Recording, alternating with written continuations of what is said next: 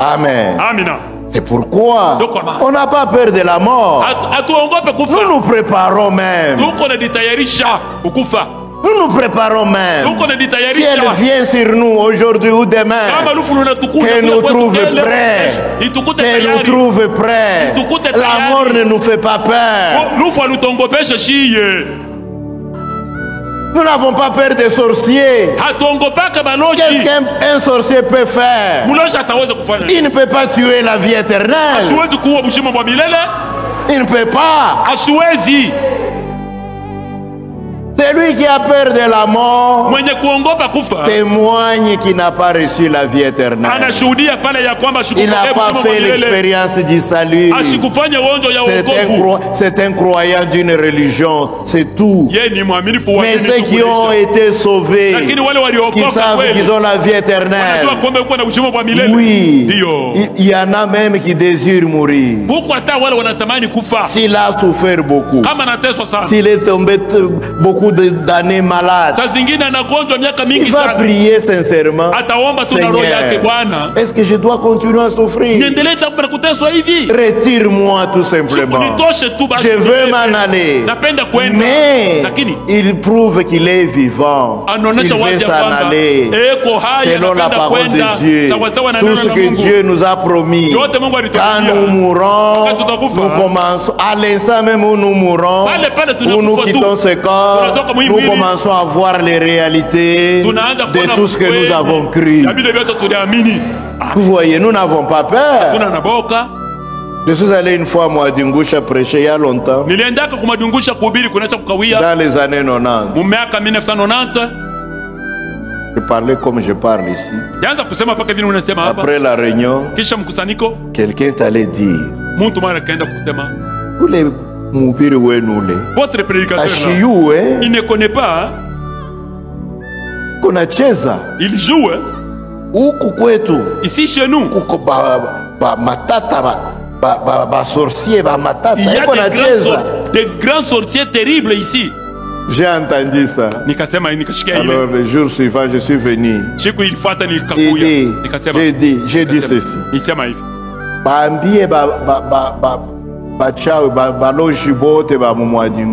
Dites à tous les sorciers de Mwadingusha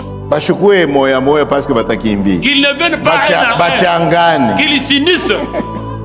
Je suis encore ici à Mwadingusha pour 3 jours, jusqu'à dimanche. Qu'ils s'unissent et qu'ils viennent me manger, je suis là. Publiquement, comme je vous parle ici, si vous connaissez dites-leur qu'ils viennent. Ils ne feront rien. Je n'ai pas peur. Ils ne feront rien. Parce que la vie de Dieu, la vie éternelle est à nous. Nous ne pouvons pas mourir. Nous pouvons dire, je ne mourrai jamais. Quelqu'un va dire, oh pasteur, ils ne comprennent pas ce que nous disons. Ils comprennent mal. Ils ont dit que votre Branham là a dit qu'il ne mourra pas, mais il est mort. Ils n'ont pas compris ce qu'il disait.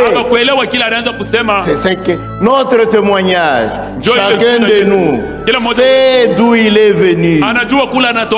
Si vous avez l'occasion d'y rentrer, maintenant que vous êtes dans la vraie foi, que vous êtes dans la vraie parole, si vous avez l'occasion d'y rentrer, vous pouvez vous aussi dire, donner ce témoignage. Comme Paul leur dit, moi que vous voyez ici, j'étais aussi méthodiste comme vous. Je croyais aussi la Trinité comme vous. Mais je ne comprenais pas.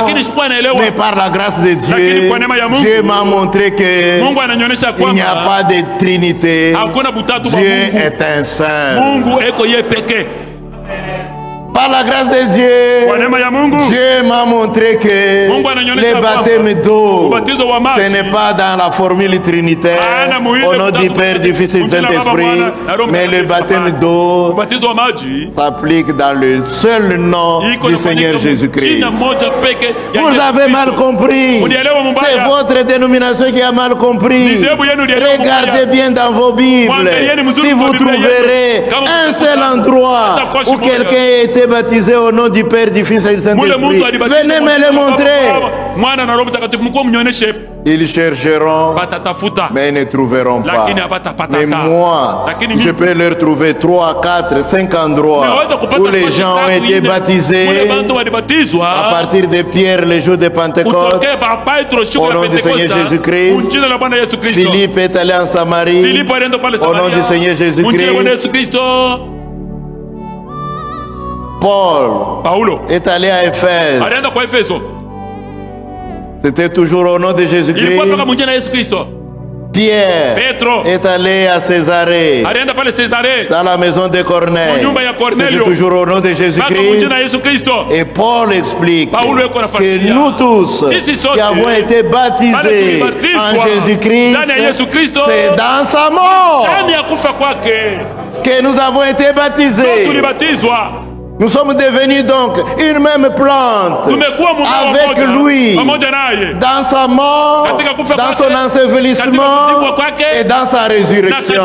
Comme il est ressuscité, nous aussi, dans notre âme, nous ressuscitons pour être avec lui au ciel, dans les lieux célestes.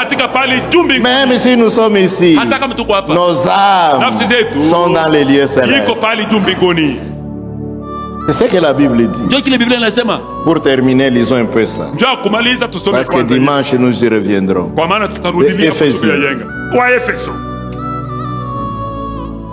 Éphésiens chapitre 2.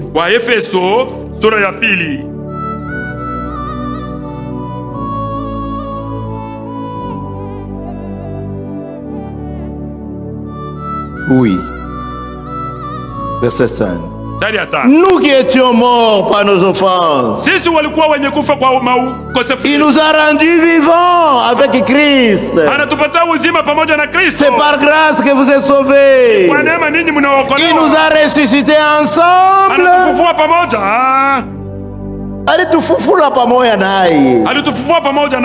Et il nous a fait asseoir ensemble dans les lieux célestes en Jésus-Christ.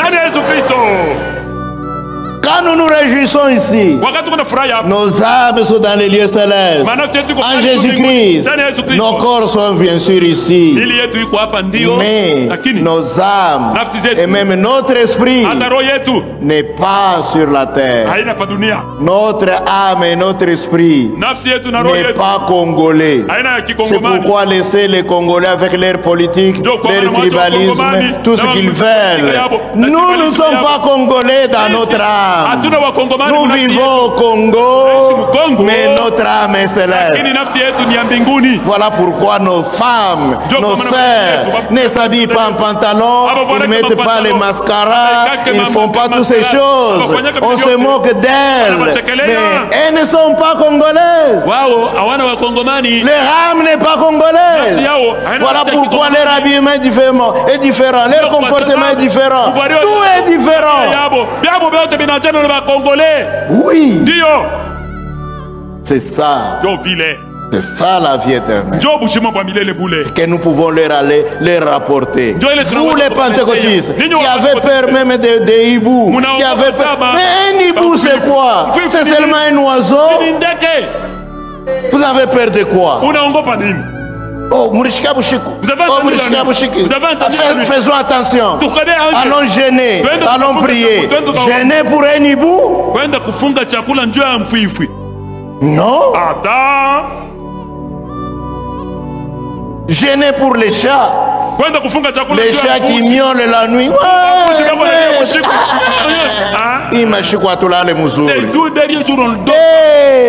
Les chats, quand ils font ça, elles appellent la chatte.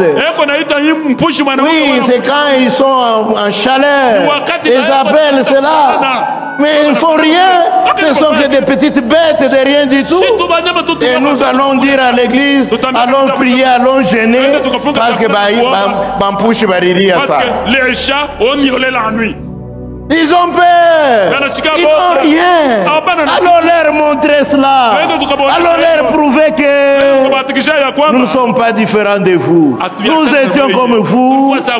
Mais quand nous avons entendu la vérité, nous n'avons pas résisté à la vision céleste. Que Dieu vous bénisse pour ce soir. Nous allons reprendre cela le dimanche et terminer.